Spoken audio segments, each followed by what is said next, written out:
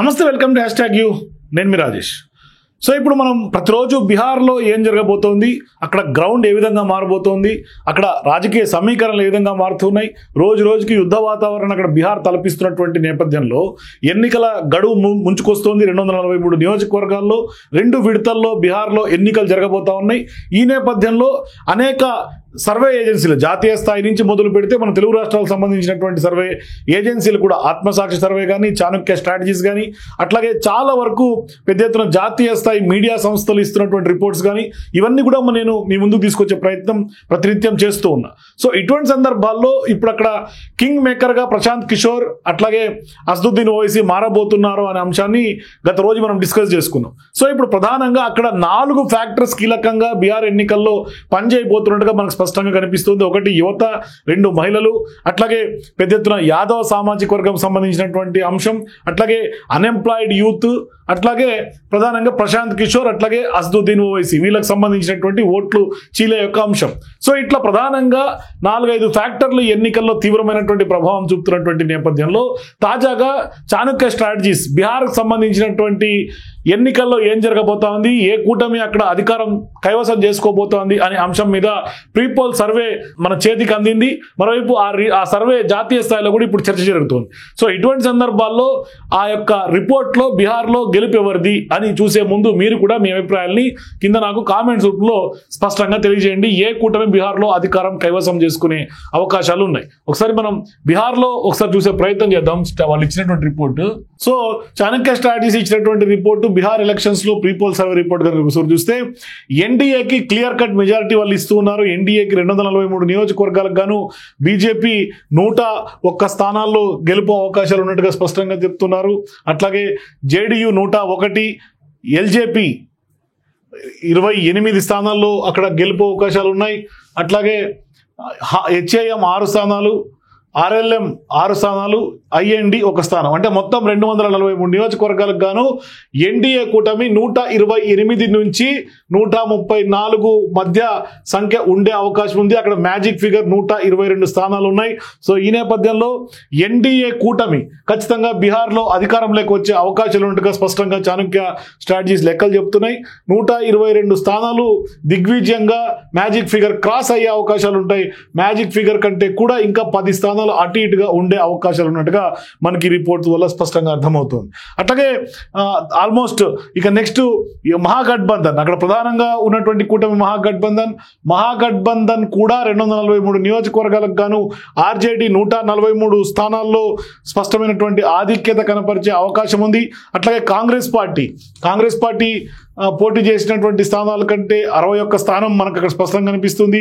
CPI ML 20 స్థానాలు, VIP 12, CPI 9, CPIM 4 స్థానాలు, INP 3, JJD 1, IND 2, ఇట్లా మొత్తం 243 స్థానాలకు గాను 102 నుంచి 106 స్థానాల్లో స్పష్టంగా 108 స్థానాల్లో మహాగఠబంధన్ గెలుపు అవకాశాలు ఉన్నాయి. అంటే బీహార్లో మహాగఠబంధన్ కంటే కూడా ఎన్డీఏ కొంత లీడ్లోనే కనిపిస్తుంది. ఈవెన్ మనం లీస్ట్ సంఖ్య తీసుకుంటే కూడా 20 స్థానాలు వ్యత్యాసం కనిపిస్తుంది. హైయెస్ట్ 134 ఇచ్చారు వీళ్ళు హైయెస్ట్ కౌంట్. ఈ హైయెస్ట్ కౌంట్లో కూడా 30 స్థానాలు, అంటే 20 నుంచి 30 స్థానాల్లో స్పష్టంగా ఎన్డీఏ కొంత అధికారం కైవసం చేసుకోబోతుంది. కానీ మహాగఠబంధన్ ప్రధాన ప్రతిపక్షంగా అయితే స్పష్టంగా బీహార్లో ఎమర్జ్ అవుతున్నటువంటి విషయం. సో ఇక రిమైనింగ్ పార్టీస్ చూసుకుంటే, అదర్స్లో చూసుకుంటే ఎంఐఎం 25 స్థానాలు గెలుపు అవకాశాలు ఉన్నాయి. ఐపీ 25, ఏఎస్పీ 25, ఏజేపీ 4, మొత్తం 79 స్థానాల్లో వీళ్ళు పోటీ చేస్తూ ఉంటే 3 నుంచి 6 స్థానాలు వీళ్ళు గెలుపు అవకాశాలు ఉన్నట్టుగా తెలుస్తుంది. ఇవన్నీ పోటీ చేసినటువంటి స్థానాలు. సో ఇట్లా వీళ్ళు దీంట్లో కూడా 2 నుంచి 3 స్థానాలు గెలుపు అవకాశాలు ఉన్నాయి అదర్స్ కూడా. సో ఈ యొక్క రిపోర్ట్లో ఒకసారి మనం కీ ఫైండింగ్స్ కనుక చూస్తే, the 2020 Bihar Assembly was the closest in the state's history. The vote share difference between the two major alliances, NDA and Mahagathbandhan, was just 12,678 votes, and out of 3.5 crores votes polled, translating to a rather than margin of 0.03%. A total of 43 assembly constituencies were won by a margin of less than 2.5%. Of these, 17 seats were decided by less than 1% of votes, while 26 seats had margins between 1% and 2.5%. Despite this narrow contest, the NDA managed to secure 3 extra seats over the majority mark of 122. Other parties including LJP and AIMIM together secured a striking of 24% vote share, fragmenting the anti-JDU, anti-Nitish Kumar vote. ఇట్లా 2020 ఎన్నికల గురించి చెప్పారు. అట్లాగే ఇక్కడ Chirag Paswan Lok Janashakti Party broke away the NDA and campaigned aggressively against JDU while processing loyalty to the BJP. It secured 5.66% of the vote but won only 1 seat. However, its presence seriously damaged JDU's tally, altering the power dynamics within the NDA alliance. MIM with just 1.24% vote share managed to win 5 seats in Simachal region, a Muslim dominated belt Simachal, so affecting MGP's chances. However, 4 of these MLAs later defected to the RJD, one of Mahagathbandhan's key campaigns in 2020. The promise of creating 10 lakh government jobs resonated strongly with the youth and pre-polled Tejasvi Yadav into the spotlight. So itla the fragmented opposition vote continues to be a decisive factor in shaping Bihar electoral outcome in 2025. ఇప్పుడు ఏం జరగబోతుంది? In 2025, the NDA is expected to lean on nationalistic sentiment and mainstream narratives such as Operation Sindoor, while the Mahagathbandhan will likely stick to state level issues like social justice, unemployment and development. ఇట్లా వాళ్ళేమో జాతీయ స్థాయి అంశాలు NDA ప్రజలకు తీసుకెళ్లి దాని మీద వాళ్ళు ఫోకస్ చేస్తుంటే వీళ్ళు స్థానిక అంశాలనే కొంత దాని మీద ఫోకస్ చేస్తున్నటువంటి పరిస్థితి. Both the major alliances are yet to finalize seat sharing arrangements between their partners. The inclusion of left parties could provide the Mahagathbandhan with an additional edge.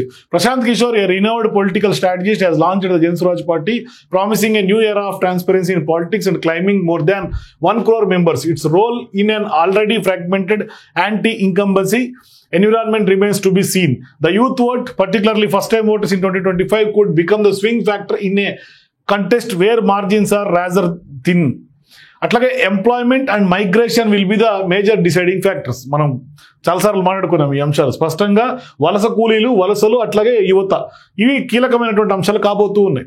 అట్లాగే రాజకీయ సమీకరణాలు కూడా, కుల సమీకరణలు caste dynamics remain central in Bihar, but they are increasingly being reshaped by economic aspirations and demands for transparent governance. అట్లాగే public opinion కనుక చూస్తే, although Tejashwi Yadav has the necessary sympathy to become the chief minister of the state, his chances of winning have been somewhat diminished due to the poor composition of seats allotted to the Congress. So seat షేరింగ్లో కొంత lapses కనిపిస్తూ ఉన్నాయి.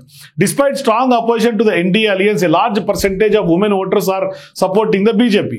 There are also chances that the results could be reversed if the CM candidate is Nitish Kumar. So ఖచ్చితంగా Nitish Kumar CM candidate అని చెప్పారు కాబట్టి ఇవి కొంత ఛాన్సెస్ ఉండే అవకాశాలు ఉన్నాయి. A large percentage of the youth here support Tejashwi Yadav. Similarly, sympathy for Lalu Prasad Yadav remaining strong. The Mahagathbandhan alliance has a strong communist presence. They are likely to win a majority of the seats they contest. The Congress is likely to win only 30% of the seats they contest. Although Tejasvi Yadav is the CM face of Mahagathbandhan, the NDA alliance is yet to decide on a CM face. So face versus no face elections will be held. This will have some impact on the NDA alliance. Here Prashant Kishore is not contesting in all the seats.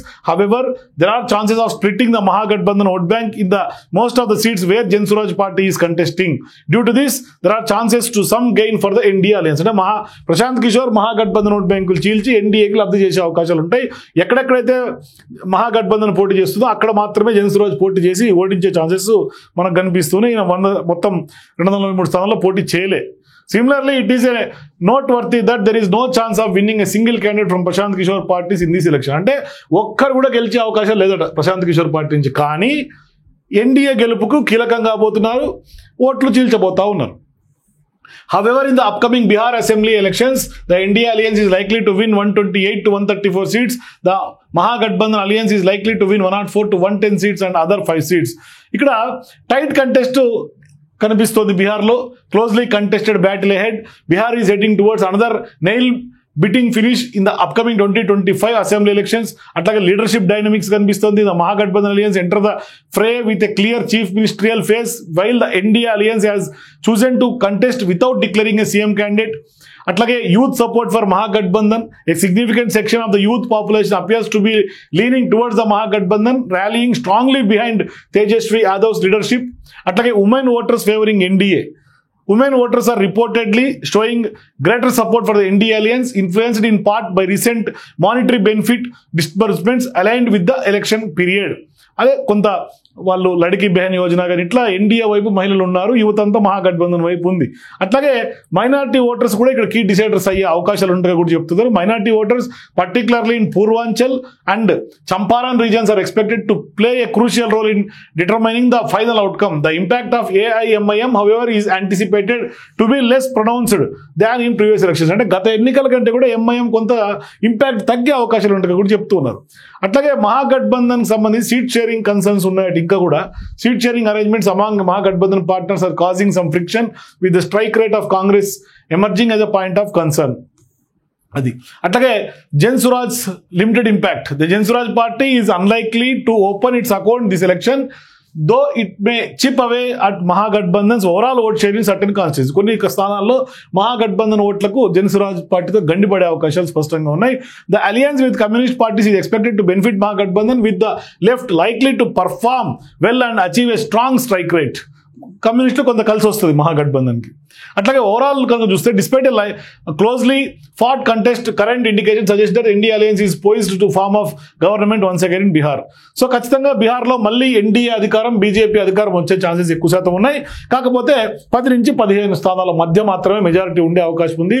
Almost ఒక రకంగా మనం చెప్పాలంటే tight fight గానే చూడాల్సినటువంటి అవసరం అయితే ఉంది. కానీ మ్యాజిక్ ఫిగర్ అయితే ఎన్డీఏ క్రాస్ అవుతుంది. కొంత డిఫరెంట్ ఈక్వేషన్స్, యువత, మహిళలు, అట్లాగే కాస్ట్ సమీకరణాలు, ప్రశాంత్ కిషోర్ సంబంధించినటువంటి పర్సెప్షన్, అట్లాగే MIM ఇంపాక్ట్, మైనార్టీల యొక్క ఓట్ బ్యాంకు, ఇట్లా డిఫరెంట్ అంశాలన్నీ కూడా, వలస కూలీలు, ఇట్లా అన్ని, అన్ఎంప్లాయ్మెంట్, యూత్, ఇవన్నీ కలుపుకుంటే ఖచ్చితంగా ఎన్డీఏ అధికారంలోకి వచ్చే అవకాశాలు ఉంటాయి ఈ సర్వే చెప్తుంది. ఆల్మోస్ట్ జాతీయ స్థాయి సర్వేలన్నీ కూడా ఎన్డీఏకి కొంత మొగ్గు చూపుతున్నటువంటి నేపథ్యంలో కొన్ని సర్వేలు అయితే మహాగఠబంధన్ వైపు కూడా కొంత మొగ్గు చూపుతున్నప్పటికీ టైట్ ఫైట్ గానే మనకు అక్కడ కనిపిస్తుంది. చాలా నెక్ టు నెక్ పోర్ అయితే బీహార్లో కనిపిస్తుంది రాజకీయంగా. మరి చాలా వరకు అక్కడ జరుగుతున్నటువంటి బీహార్ ఎన్నికలు అయితే ఉత్కంఠను రేపుతున్నటువంటి నేపథ్యంలో మీరు బీహార్ రాజకీయాలు ఫాలో అవుతున్నటువంటి ప్రేక్షకులు ఎవరైనా కూడా ఖచ్చితంగా బీహార్లో ఖచ్చితంగా ఎన్డీఏ అధికారం సాధ్యమవుతుందా ఈ సర్వే రిపోర్ట్ ప్రకారం, లేదు అంటే గెలిచే కూటమి ఏ పార్టీకి సంబంధించింది, ఏ కూటమి అధికారం కైవసం చేసుకుంటుంది? మీ అభిప్రాయాన్ని ఖచ్చితంగా నాకు కామెంట్స్ రూపంలో షేర్ చేయండి. అట్లాగే ఈ రిపోర్ట్స్లో వాస్తవాలు ఎంతవరకు ప్రొజెక్ట్ అయినాయి, అట్లాగే ఇంకా ఏ అంశాలు ఇందులో మిస్ అయినాయి, అవి కూడా కొంత మీ అభిప్రాయాన్ని కామెంట్స్ రూపంలో తెలియజేయండి. For more videos please watch #.